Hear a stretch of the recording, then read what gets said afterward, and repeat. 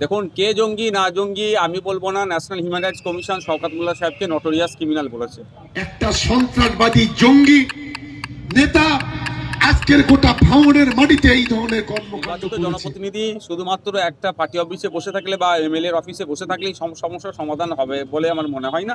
দেখুন, ব্যাপারটা হচ্ছে যা মানুষকে পরিষেবা দেওয়ার জন্য আমি যখন রাস্তায় নেমে মানুষের দ্বারে পৌঁছাচ্ছি তখন সেগুলোকে আটকানোর অপচেষ্টা হচ্ছে থাকি। পরিষেবা মানে আমার এখতিয়ারে যেটা আছে তাদের অভাব অভিযোগগুলো শুনি এবং সেগুলো সমাধান করার চেষ্টা করি। আজকে জাগলগাছি অঞ্চলের গোবিন্দপুরেও এই প্রোগ্রাম হচ্ছে। এরপরে আমরা এখান থেকে যাব নারায়ণপুরের সম্ভবত পদ্মপুকুরেও আমাদের প্রোগ্রাম আছে, সেখানে মানুষকে আমরা পরিষেবা দেব। নির্বাচিত জনপ্রতিনিধি শুধুমাত্র একটা পার্টি অফিসে বসে থাকলে বা এমএলএর অফিসে বসে থাকলেই সমস্যার সমাধান হবে বলে আমার মনে হয় না। বিভিন্ন বুথে বুথে এলাকাতে গিয়ে ঘুরতে হয়, সেখানকার মানুষের অভাব অভিযোগ কী চাওয়া পাওয়াগুলো সেগুলো নোট করি। আজকে আমাদের এখানে প্রোগ্রাম আছে গোবিন্দপুরে, আগামী তো আরও প্রোগ্রাম হবে। বিগত দিনে এই জাগলগাছি থেকে শুরু করে বিভিন্ন জায়গায় আমরা প্রোগ্রাম করেছি। শওকত মোল্লা আপনাকে জঙ্গি বলে আখ্যাই দিয়েছে, কিন্তু তানার কর্মী নেতারা একটা বিধায়কের উপরে আক্রমণ করছে এবং একাধিক আইএসএফ কর্মীদেরকে এখানে নিখোঁজ এমনই দাবি তুলছে সাধারণ মানুষরা। কি বলবেন তাহলে, জঙ্গি কে? দেখুন, কে জঙ্গি না জঙ্গি আমি বলবো না। National human rights commission Shaukat Molla সাহেবকে নটোরিয়াস ক্রিমিনাল বলেছে। আর শওকত সাহেব আমার সম্পর্কে যে অবাঞ্ছিত মন্তব্য করেছে আইনের মাধ্যমে এটাকে বুঝে নেব, সাইজ করে ফেলবো আইনের মাধ্যমে, এনাকে জবাব আমি নেব। উনি অবান্তর মন্তব্য করেছে বলে আমাকে অবাঞ্ছিত মন্তব্য করে জবাব দিতে হবে, এটা আমি নয়, এতে বিশ্বাসী নয়। আমি এর প্রতি উত্তর আইনের মাধ্যমে নেব, ওনাকে জবাবদিহি করবো। ইতিপূর্বে আমার নামে অবাঞ্ছিত মন্তব্য করেছিল, মামলা হয়েছে, কোর্টে তিনাকে জবাবদিহি করতে হচ্ছে।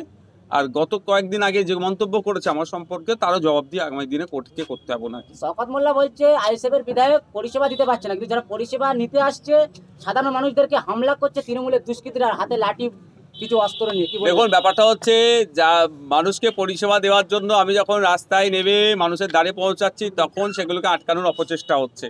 আবার শওকত সাহেব চিৎকার করে বলছেন কি পরিষেবা দিচ্ছে না। এতে করে হয় না। মানুষও বুঝতে পারছে মানুষের পাশে কারা থাকতে চাইছে। এক প্রধানের নেতৃত্বে শওকত মোল্লা একবারে ঘনিষ্ঠ বলে জানা গিয়েছে এবং ফটো ভাইরাল হয়েছে ফেসবুকে। সেই প্রধানের নেতৃত্বে আক্রমণ করা হচ্ছে আইএসএফ। হ্যাঁ, আজকে আমাদের এখানে যে সিটিং ছিল সেখানে যারা আসছেন তাদের অভাব অভিযোগ নিয়ে আসবেন, কিন্তু সেইখানে যেভাবে আচরণ করলো দেখলাম, আমি ঢোকার আগে থেকে করছিল, আমি আসার পরে একটু কম হলো দেখলাম। সেখানে সাধারণ মানুষকে ভয় দেখানো হচ্ছে, চমকানো হচ্ছে, এখানে মানুষ যাতে পরিষেবা না নিতে আসতে পারে।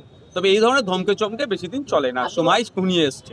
আপনি বলছেন কম, কিন্তু ওরা বলছে যে বিধায়ক চলে গেলে এদের সেই থেকে ছাড়া হবে। দেখুন, ওটা প্রশাসনের উপর নির্ভর করছে। এখানে প্রশাসনের কর্তারা আছে, যদি মনে করে প্রশাসন চুপচাপ বসে থাকবে আমিও তাহলে চুপচাপ বসে থাকতে পারবো না। আপনি কথা বললেন, কি কথা সামনে তো এরকম হলো না, তাদেরকে জানতে চাইলাম যে তোমাদের অভাব অভিযোগ কি। বললো অন্য কার লোক এসছে, আপনি পাঠিয়ে দেন। আমি বললাম আমি তো কাউকে ডাকি না, আমি পারবো কেন? আমি ভাঙড়ের মানুষকে পরিষেবা দেখতে এসেছি। এখানে শুধু জাগলগাছির মানুষ আসবে এই ধরনের তো নয়, ভাঙড় বিধানসভা এটা, এখানকারের ভাঙড়ের মধ্যেকার মানুষ আসবে। যেমন এখানে এসেছেন আমাদের রাহুল এসেছে, রাহুলের দুটো সই করার কাগজ আছে, সে দিতে এসেছে, তো এখানে দিতেই পারে। এবার যদি ওনারা যে কথা বলছেন আগামী দিনে শওকত সাহেব বাইরে থেকে লোক নিয়ে এসে ভাঙড়ে জড়ো করে, যদি এরা মোড়ে মোড়ে দাঁড়িয়ে থাকে ভাঙড়ের বর্ডারে, যে একটা লোক ঢুকতে দেবো নি, ঢুকতে দিতে পারবে তো তখন? আপনি বলছেন তাহলে খাল কেটে কুমির আনছেন না তো ওনারা, এটা ভাবতে হবে ওনাদেরকে।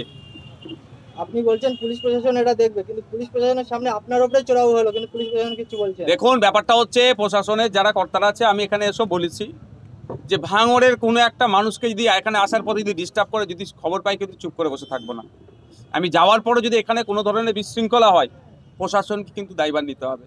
আর যদি মনে করে কেউ শওকত সাহেবের ছত্রছায়ায় আছি বলে সব করে নেবো, পুলিশ কিছু করবে না, পুলিশকেও তাহলে কিভাবে টাইট করতে হবে, তাকে কিভাবে টাইট করতে হবে সেটা আমি জানি, কিন্তু এটা বলে রাখছি। তৃণমূলের প্রধান বলছে বাইরে থেকে লোক এনেছেন আপনি, কিন্তু আমরা বিগত দিন দেখেছি শওকত মোল্লা বাইরে থেকে গাড়ি লোক যারা করে তারাই বলে আমার বাইরে থেকে ওখান থেকে আমার টাকা পয়সা গাড়ি ভাড়া দিতে হবে না, ওর পাবো কোথায়? আমি নিজে আমাদের ছেলেদের খাওয়া দিতে পারছি না, আবার বাইরে থেকে গাড়ি ভাড়া করে লোক নিয়ে আসবো।